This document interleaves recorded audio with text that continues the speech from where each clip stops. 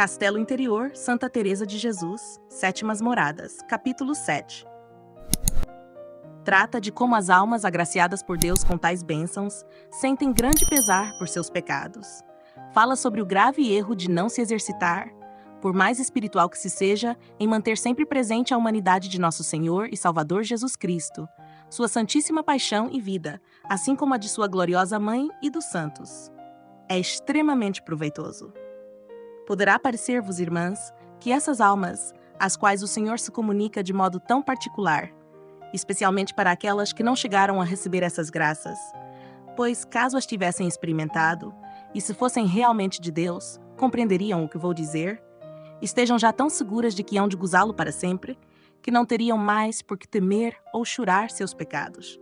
Mas seria um grande engano, pois o arrependimento pelos pecados aumenta tanto mais quanto maior é o recebimento das graças de Deus. E creio firmemente que essa dor não nos abandonará até que estejamos onde nada possa mais nos afligir. É verdade que, por vezes, esse sofrimento se intensifica mais do que em outras ocasiões, e também se manifesta de maneiras diferentes. Pois não se trata do temor pelo castigo futuro dos pecados, mas sim da dor por ter sido tão ingrata para com aquele a quem tanto deve e que tanto merece ser servido. Com as grandiosidades que lhe são reveladas, a alma compreende muito mais a magnitude de Deus. Ela se espanta com sua audácia, chora por sua falta de respeito e lhe parece desatinado seu próprio desatino. Nunca cessa de lamentar-se ao recordar as coisas tão vis pelas quais deixou de lado uma majestade tão grandiosa. Essas lembranças são muito mais presentes do que as graças recebidas, por mais sublimes que sejam, tanto as que foram mencionadas quanto as que ainda não foram descritas. Parece que as graças são como um rio caudaloso que as leva e traz no momento oportuno, mas quanto aos pecados, estão como lodo, sempre se avivando na memória, constituindo uma cruz bem pesada. Sei de uma pessoa que, ao deixar de desejar a morte para ver a Deus, passou a querer morrer para não sentir constantemente a dor de ter sido tão ingrata para com aquele a quem tanto devia e sempre deveria continuar a dever. Parecia-lhe que ninguém poderia ter cometido tantas maldades quanto ela, pois não acreditava que houvesse alguém a quem Deus tivesse suportado tanto e feito tantas graças. No que diz respeito ao medo do inferno, ela não tinha nenhum. O medo de perder Deus às vezes a afligia muito, mas era raro. Todo o seu temor era que Deus não a deixasse de sua mão e que ela voltasse a ofendê-lo, caindo novamente em um estado tão miserável como o de outrora. Não se importava com seu próprio sofrimento ou glória, e, se desejava não passar muito tempo no purgatório, era mais para não ficar afastada de Deus enquanto estivesse ali do que pelas dores que poderia experimentar. Não consideraria seguro, por mais favorecida que uma alma estivesse por Deus, que ela se esquecesse de que, em algum momento, esteve em um estado miserável, pois, embora seja doloroso, isso traz muitos benefícios. Talvez eu pense assim por ser tão pecadora, e essa seja a razão de manter isso sempre na memória. Aqueles que foram bons não têm por que sofrer, embora sempre haja falhas enquanto vivermos neste corpo mortal. Para essa dor, não é nenhum alívio pensar que nosso Senhor já perdoou e esqueceu os pecados. Pelo contrário, isso aumenta a dor ao perceber tamanha bondade e o fato de se concederem graças a quem não merecia nada além do inferno. Creio que esse foi um grande martírio para São Pedro e para Madalena, pois como tinham um amor tão intenso e receberam tantas graças, compreendendo a grandeza e majestade de Deus, era algo muito difícil de suportar e com um sentimento profundamente terno. Também pode parecer que quem desfruta de experiências tão sublimes não precise mais meditar nos mistérios da sacratíssima humanidade de nosso Senhor Jesus Cristo, pois já estaria completamente imersa no amor. Escrevi sobre isso detalhadamente em outro lugar, e embora me tenham contrariado, dizendo que eu não compreendo esse ponto, pois, segundo eles, após as almas superarem os estágios iniciais, é melhor se concentrar em aspectos da divindade e evitar o que é corpóreo. Eu não posso concordar que esse seja o melhor caminho. Posso estar enganada, e talvez todos nós estejamos dizendo a mesma coisa, mas percebi que o demônio tentou me enganar justamente por esse meio. Estou tão precavida contra isso que insisto, mesmo repetindo o que já disse antes. Tratem desse assunto com muita atenção e cuidado. Ouso dizer que não acreditem em quem lhes disser o contrário.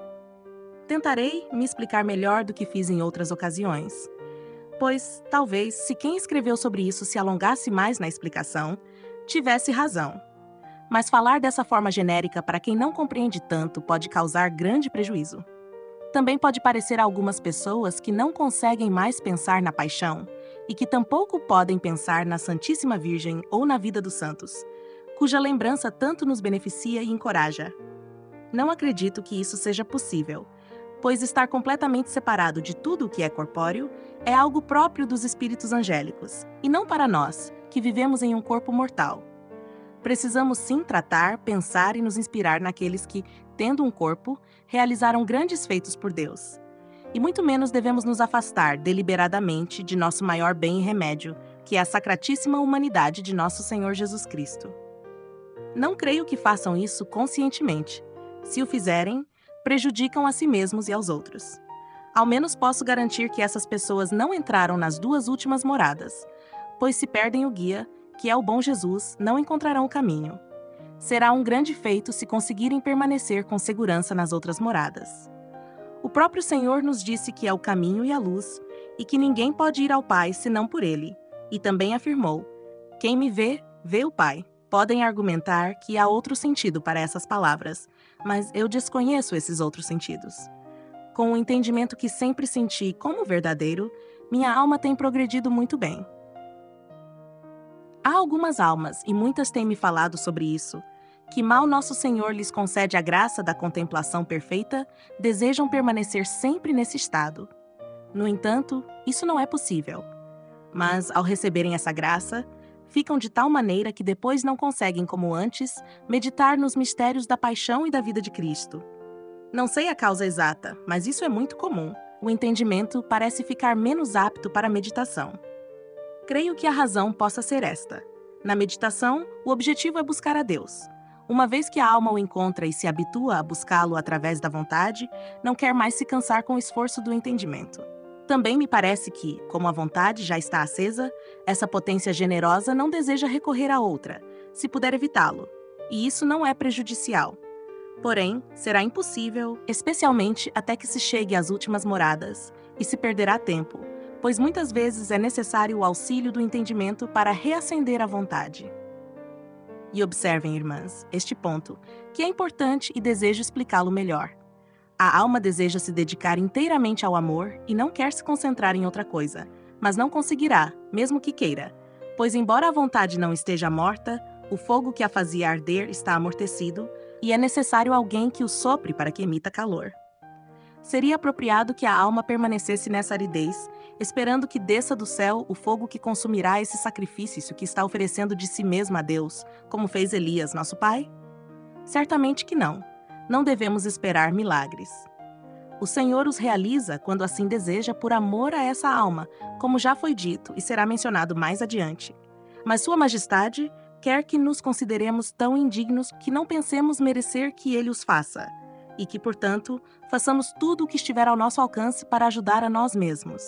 E acredito que até o momento da nossa morte, por mais elevada que seja a oração, isso será necessário. É verdade que, para aqueles a quem o Senhor já conduz à sétima morada, é muito raro ou quase nunca necessário realizar esse esforço, por razões que explicarei mais adiante, se me lembrar.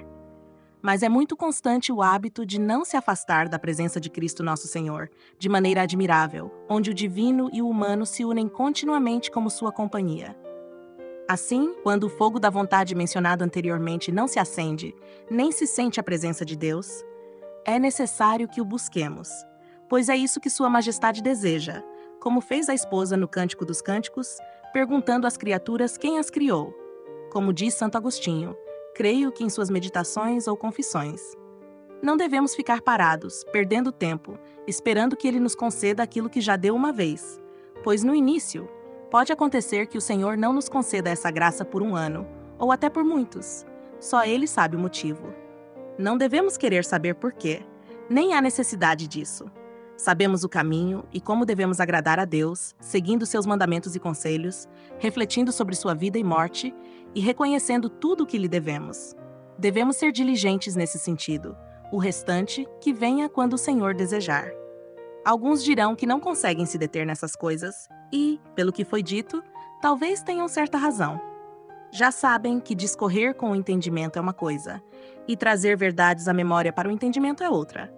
Talvez vocês digam que não me entendem, e é verdade que pode ser que eu mesma não saiba explicar isso claramente, mas direi da melhor forma que puder.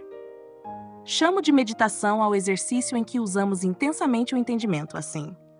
Começamos a pensar na graça que Deus nos deu ao entregar seu único filho. E não paramos por aí, mas avançamos pelos mistérios de toda a sua vida gloriosa. Ou começamos na oração do horto, e o entendimento não descansa até que esteja pregado na cruz. Ou então, tomamos um episódio da paixão, como a prisão de Jesus, e refletimos detalhadamente sobre tudo o que há para pensar e sentir nesse mistério. A traição de Judas, a fuga dos apóstolos e tudo mais. Isso é uma forma admirável e muito meritória de oração.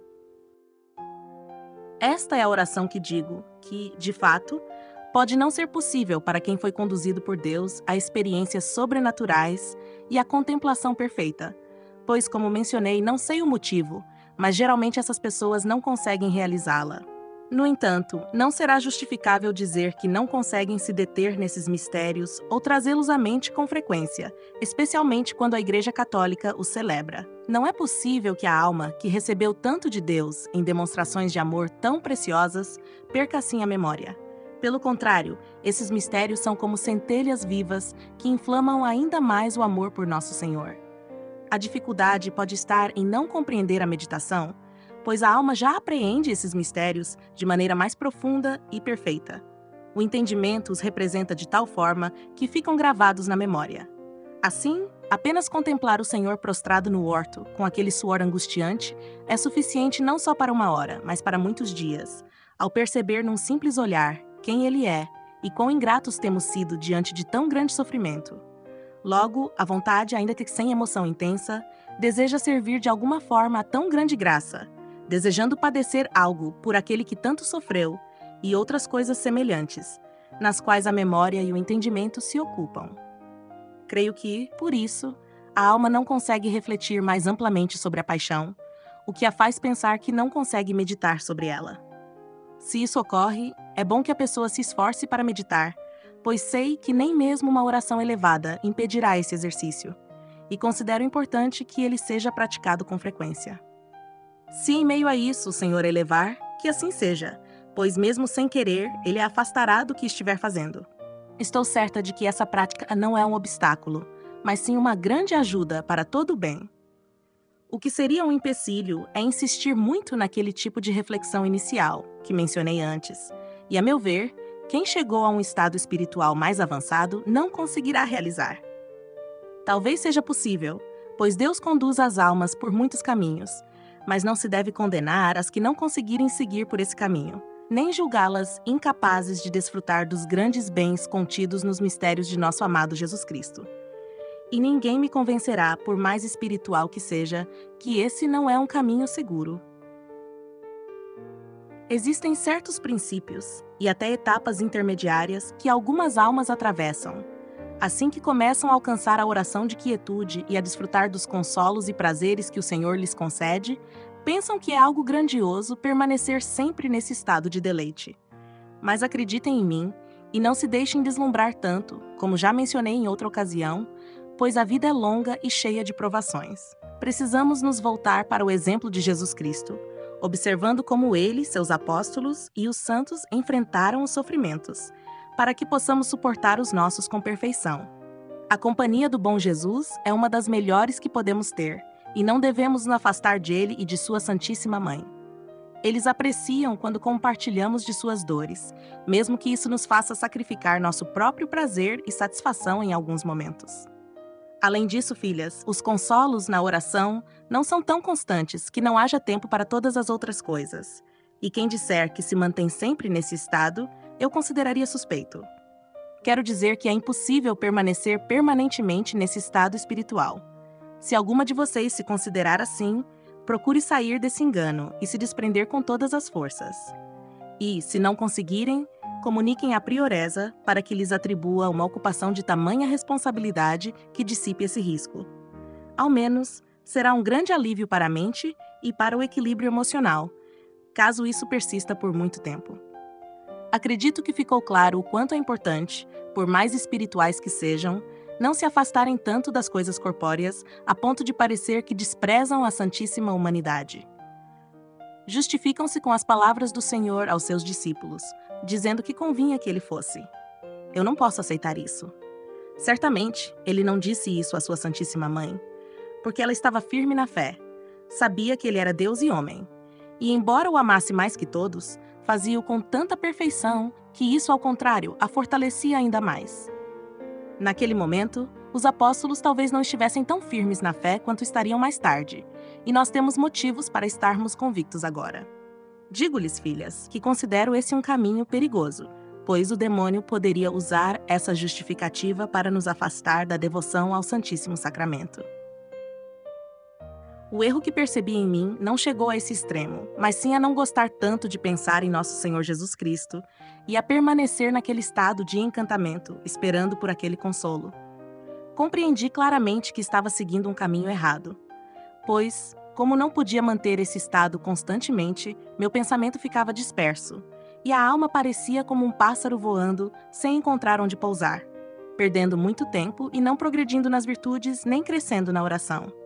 Eu não entendi a causa disso, e acredito que jamais teria entendido, pois me parecia que era algo muito correto.